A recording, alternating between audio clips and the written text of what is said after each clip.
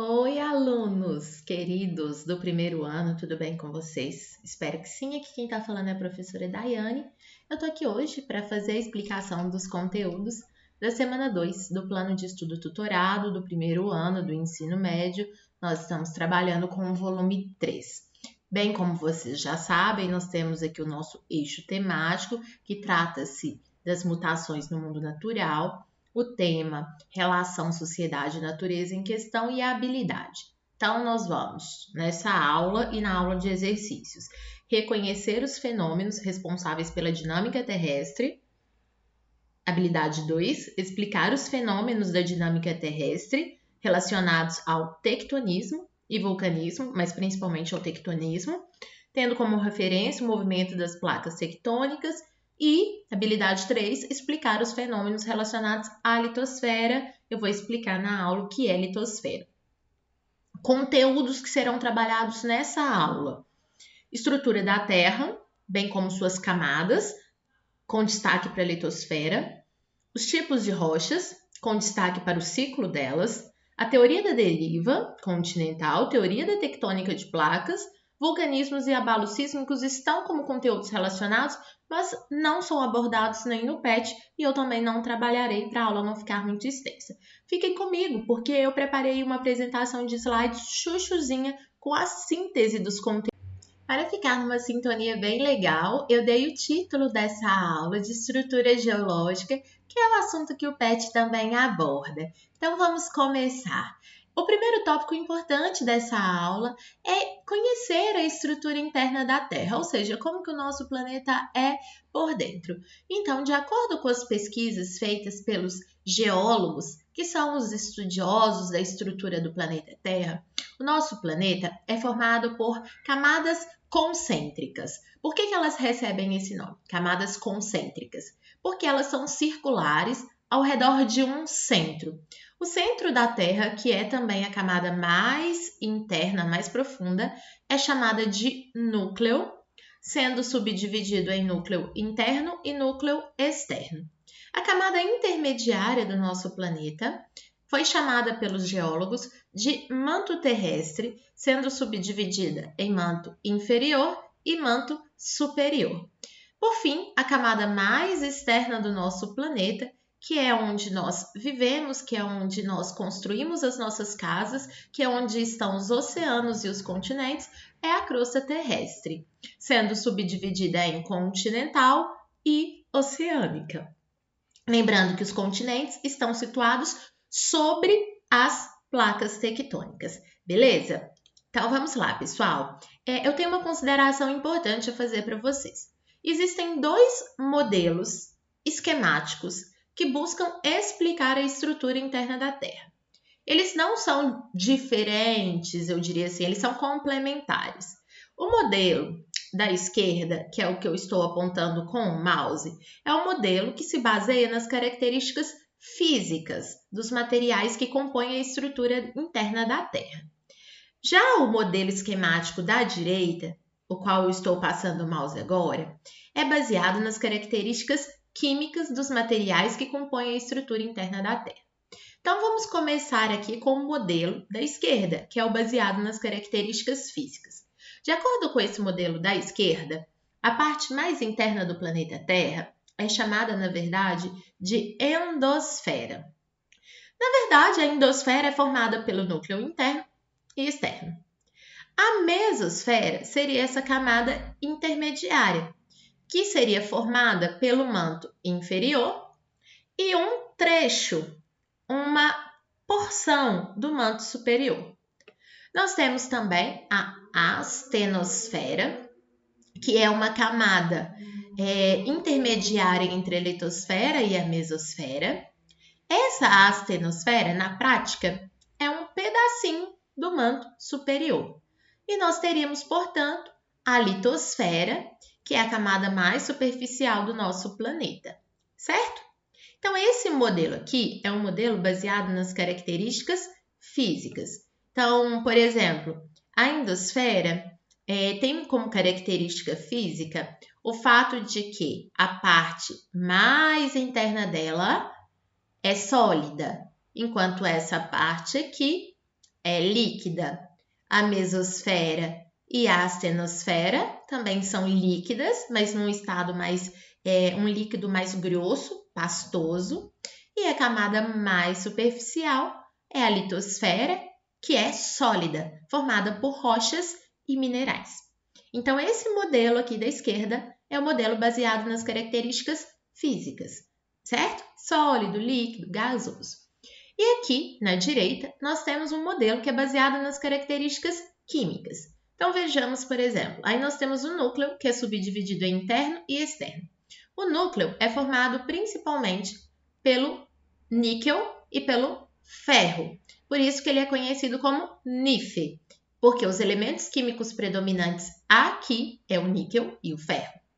O manto, tanto inferior quanto superior, são chamados de cima, porque são formados principalmente por silício e magnésio. E nós temos a crosta, que é formada principalmente por silício e alumínio, Cial. Então, quando eu falo deste modelo aqui, não é que ele é completamente oposto ao modelo de cá, nada disso. Na verdade, eles são complementares. Só que em um modelo, as características predominantes são as físicas, e no outro modelo nós falamos mais sobre as características químicas. Isso daqui é mais teórico, tá bom? Então vamos ao próximo conceito que o PET aborda, que é o conceito de deriva continental. O que é isso? A deriva foi uma teoria desenvolvida por um alemão, o Alfred Wegener. Ele era, na verdade, um meteorologista, mas ele tinha uma formação muito ampla. Então, ele estudava geologia, biologia. Ele era um naturalista, eu diria. E aí, esse geógrafo, esse meteorologista, naturalista, prefiro dizer que ele era um naturalista. Esse naturalista alemão desenvolveu uma teoria na qual ele afirmou que há milhões de anos atrás, há mais ou menos 250 milhões de anos atrás, todos os continentes eram, na verdade, um. Esse grande continente recebeu o nome de Pangeia, foi o nome que o Alfred Wegener deu. Havia também um único grande oceano, já que havia um único grande continente, esse único grande oceano foi nomeado de Pantalassa. De acordo com Alfred Wegener, a fragmentação da Pangeia demorou muitos e muitos anos para acontecer. É isso que está demonstrado aqui nesse cartograma. Então, ele mostra que há 250 milhões de anos atrás estavam todos os continentes juntos. Passados-se 50 milhões de anos, os continentes foram se fragmentando. Aqui a gente já consegue perceber o processo de formação aqui da América do Norte, tá vendo? O processo de formação aqui da América do Sul. No Jurássico, a gente tem aqui o começo da formação do Oceano Atlântico, tá vendo? Com a separação da América do Sul e da África. É no Cretáceo que a formação do Oceano Atlântico fica evidente, isso há 65 milhões de anos atrás, até chegar nos dias atuais. De acordo com a teoria da deriva continental, a fragmentação aconteceu em virtude das correntes de convecção que acontecem no magma e o movimento das placas tectônicas. Só para vocês entenderem, vou voltar aqui um pouquinho.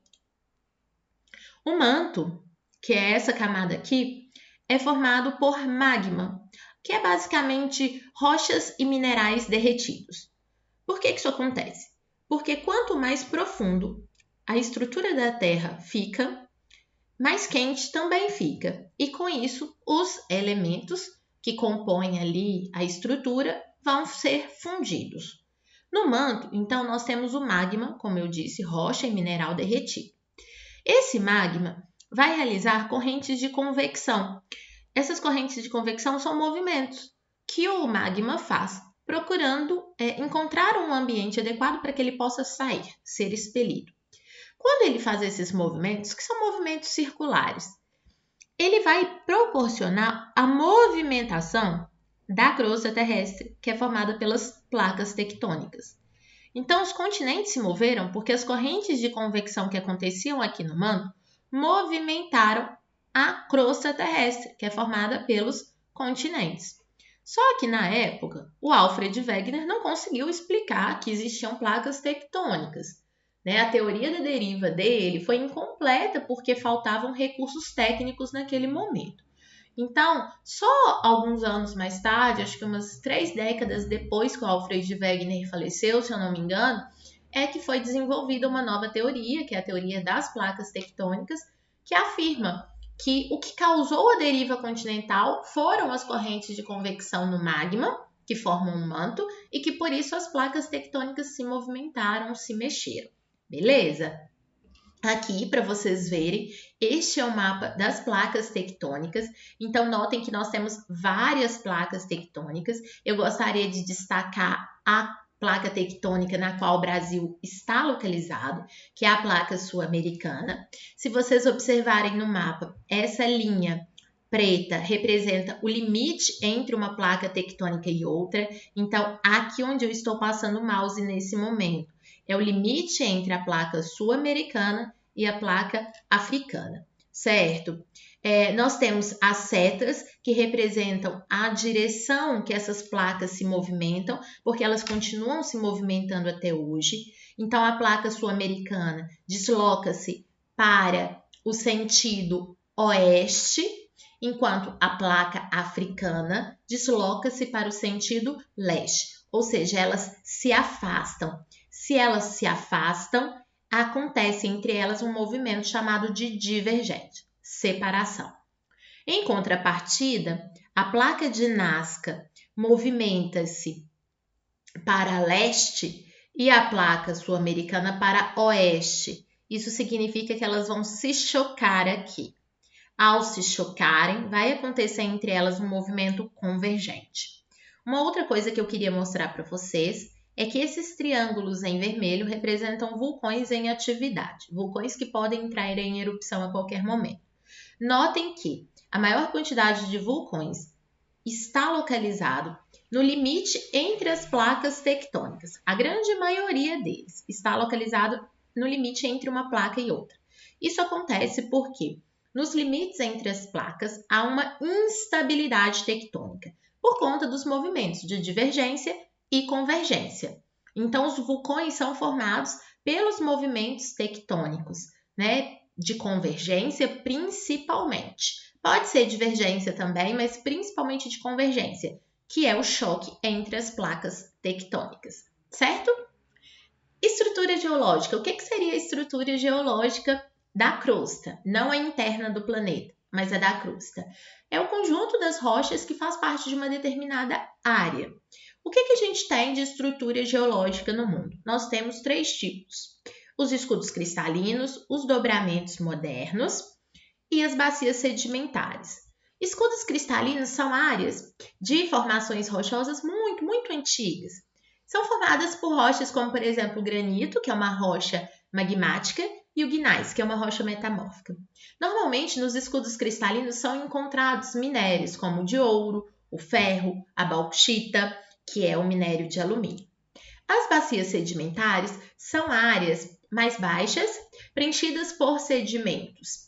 Nessas áreas, a gente encontra rochas como calcário, a gente encontra recursos minerais como o petróleo, a argila, que é um sedimento, e o carvão mineral, que é um recurso mineral. As bacias sedimentares podem ser terrestres, marinhas ou terrestres e marinhas, quando ela é um pouquinho dos dois, tá bom? Os dobramentos são áreas em que ocorrem elevações. Elevações resultantes de forças internas, como, por exemplo, as placas tectônicas. Então, olha, aqui tem um bloco diagrama, 2 na verdade, que mostram o processo de dobramento da crosta terrestre. Então, imagina que você tem um movimento tectônico nesses sentidos. Então, eles vão se chocar. Ao se chocar, ocorre um dobramento da crosta. Esse dobramento é representado aqui. A área mais profunda, sinclinal, e a área que ficou mais elevada, antisinclinal. Esse processo representado aqui é o que acontece na América do Sul, aqui, ó. É o processo que deu origem à Cordilheira dos Andes, que é, portanto, um dobramento moderno, formado pelo choque entre a placa de Nazca e a placa sul-americana. o resultante desse choque foi o dobramento da crosta terrestre, que gerou a formação aqui, no caso, da Cordilheira dos Andes. Nós temos um outro exemplo de dobramento, que é aqui o Himalaia, formado pelo choque entre a placa eurasiana e a placa indiana, certo? Vamos lá, vamos continuar então. Fiquem comigo. Então, aqui nós temos o exemplo, mais um exemplo da formação dos dobramentos modernos. Então, você tem uma placa tectônica se deslocando nesse sentido, uma outra placa tectônica se deslocando neste sentido. Elas vão, portanto, se colidir e a colisão nessa zona aqui, que é chamada de zona de subducção, vai proporcionar a formação de dobramentos na crosta, que são os dobramentos modernos, tal como a Cordilheira dos Andes, tal como a Cordilheira do Himalaia. Notem que uma placa tectônica vai deslizar por baixo da outra. Essa placa tectônica que está deslizando por baixo da outra vai entrar em contato com o magma incandescente e essa área aqui vai se derreter novamente e vai virar magma. Essa zona aqui, onde uma placa passa por baixo da outra, volto a afirmar, isso tem um nome, isso se chama zona de subducção. Aqui nós temos um exemplo de dobramento. Esse bloco rochoso aqui é uma rocha metamórfica, dá para a gente perceber aqui essas camadas, que na verdade foram orientadas, foram formadas por conta da pressão entre duas placas tectônicas diferentes, beleza? E as rochas? O que são rochas? Rochas são agregados de minerais. Então, significa que as rochas têm vários minerais. O mineral é um composto formado por vários elementos químicos. Então, os vários elementos químicos formam os minerais que formam as rochas. Só que nem toda rocha é igual. As rochas podem ser classificadas em três. São as ígneas, também chamadas de rochas magmáticas, né? São as ígneas. Nós temos as sedimentares e nós temos as metamórficas. Daiane, como que eu vou classificar uma rocha em ígnea, metamórfica ou sedimentar? Você vai precisar analisar a composição química dela e você vai precisar também saber do processo de formação dessa rocha. Então, vamos lá. Se essa rocha for formada a partir da solidificação, atenção, rocha formada da solidificação do magma é chamada de rocha ígnea ou magmática. Só que a rocha ígnea ou magmática é subdividida em dois tipos. Por quê? Porque existem rochas ígneas que vão se cristalizar dentro da crosta. Essas rochas ígneas ou magmáticas que se cristalizam dentro da crosta vão ser chamadas de intrusivas, ou seja, cristalizaram-se dentro. Elas recebem o nome também de plutônicas. Um exemplo é o granito. Como a consolidação dela é mais lenta, os grãos, os minerais vão ficar visíveis. Por sua vez, as rochas ígneas extrusivas são formadas também pela cristalização do magma, só que são formadas depois de uma erupção vulcânica e são formadas fora da parte do subsolo. Elas são formadas em contato com o ar ambiente.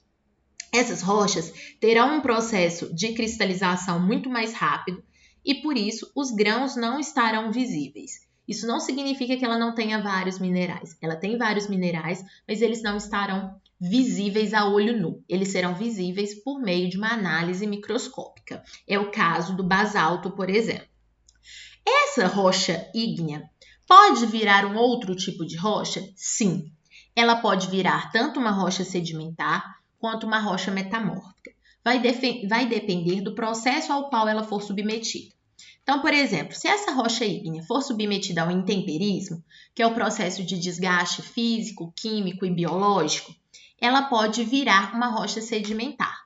Porque o intemperismo é provocado pelo ar, pela chuva, pelos próprios seres humanos, O intemperismo é um processo de desgaste. E à medida que essa rocha começa a se desgastar, começa a liberar sedimentos, esses sedimentos são transportados, depositados e começam a se acumular em um determinado lugar da superfície terrestre.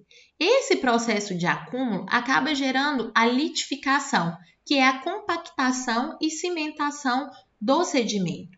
Quando esse sedimento se compacta e se cimenta, ou seja, se litifica, ele vai formar uma rocha sedimentar, certo? Então, uma rocha magmática ou ígnea pode sim virar uma rocha sedimentar, desde que ele sofra intemperismo, transporte, deposição de sedimentos e, por último, litificação. Mas essa rocha ígnea também pode sofrer metamorfismo. O metamorfismo acontece na litosfera, só que em camadas mais profundas da litosfera. Acontecem por conta do aumento da temperatura e da pressão. Então, uma rocha ígnea pode virar uma rocha metamórfica. Então, por exemplo, o granito, ao sofrer metamorfismo, pode virar o gneiss, que é uma rocha metamórfica. Daiane, essa rocha metamórfica pode virar magmática? Pode, desde que essa rocha metamórfica sofra um processo de fusão no manto. Se ela sofrer um processo de fusão, ela vai virar magma e vai solidificar-se na forma de rocha, podendo ser ígnea intrusiva dentro da crosta ou ígnea extrusiva fora da crosta. Por isso que a gente chama esse processo que está representado aqui por isso que a gente chama esse processo que está representado aqui de ciclo das rochas. Porque uma rocha pode originar outra. O ciclo das rochas é, portanto, um conjunto de processos naturais aos quais as rochas são submetidas, podendo transformar-se em outras. Lembrando que o intemperismo, transporte, deposição de sedimentos e litificação forma rochas sedimentares. O metamorfismo, que é o aumento da temperatura e pressão em camadas internas da crosta, forma as rochas metamórficas. E a fusão e solidificação do magma forma rochas ígneas, podendo ser intrusivas formadas dentro da crosta ou extrusivas formadas fora da crosta, ok? Aqui eu tenho exemplos para vocês. Então, o basalto é uma rocha ígnea extrusiva, é formada fora da crosta. Note que a gente não consegue perceber os grãos. Há vários minerais no basalto, mas eles não são visíveis a olho nu. O granito, por sua vez, é uma rocha ígnea intrusiva, formada dentro da crosta. Então, o tempo de consolidação do magma foi mais lento e, por isso, os minerais são mais visíveis. O granito é todo pintadinho, porque a gente consegue observar a olho nu a presença de vários minerais. Aqui nós temos duas rochas metamórficas, o gneiss, que aqui na região é muito utilizado como brita. Note então essas camadinhas aqui foram formadas pelo aumento da temperatura e pressão no interior da crosta terrestre. E o mármore, que é fruto da metamorfose do calcário, certo? Como rochas sedimentares, que são formadas a partir do intemperismo, transporte, deposição e litificação de sedimentos, nós temos o arenito. Ele recebe esse nome porque a partícula predominante dele é a areia. E o calcário, que é uma rocha sedimentar também, que se sofrer metamorfismo pode dar origem ao mármore. Pessoal, então nós chegamos ao final da nossa aula, o conteúdo é bem complexo. Se tiver dúvidas, é só assistir de novo o vídeo. Na quinta-feira a gente se fala com a correção das atividades. Um beijo e até quinta!